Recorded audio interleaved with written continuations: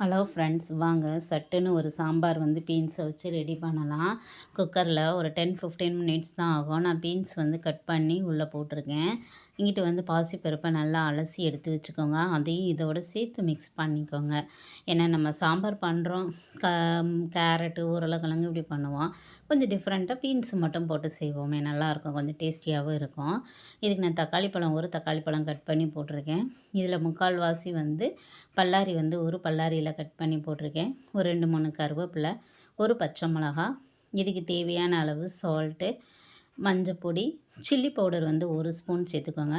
மஞ்சள் பொடி வந்து 1/4 ஸ்பூன் வந்து சேர்த்துக்கோங்க. சேர்த்து நல்லா மிக்ஸ் பண்ணிவிட்டு வீட்டில் அரைச்ச மசால் பொடி வந்து 1 ஸ்பூன் போட்டுக்கோங்க. அதையும் சேர்த்து நல்லா மிக்ஸ் பண்ணிவிட்டு குக்கரை எடுத்து வச்சுருங்க. இங்கிட்டு வந்து தேங்காவை கட் பண்ணி வச்சுருக்கேன். அது கூட பெருஞ்சீரகமும் போட்டு அரைச்சி ஊற்றி பாருங்கள், கொஞ்சம் டேஸ்டியாக மணமாகவும் இருக்கும். ஸோ அதையும் சேர்த்து இதோட மிக்ஸ் பண்ணிட்டேன். இங்கிட்டு வந்து தாளித்து வச்சுக்கிட்டேன். வெங்காயம், பெருங்காயத்தூள் இதெல்லாம் போட்டு தாளித்து ரெடியாக வச்சுருந்து இதில் ஊற்றிடுங்க. ஒரு டேஸ்டியான பீன்ஸ் சாம்பார் வந்து ரெடி ஆயிடும். சாப்பிட்டு பாருங்கள், ரொம்ப டேஸ்டியாக இருக்கும் ஃப்ரெண்ட்ஸ்.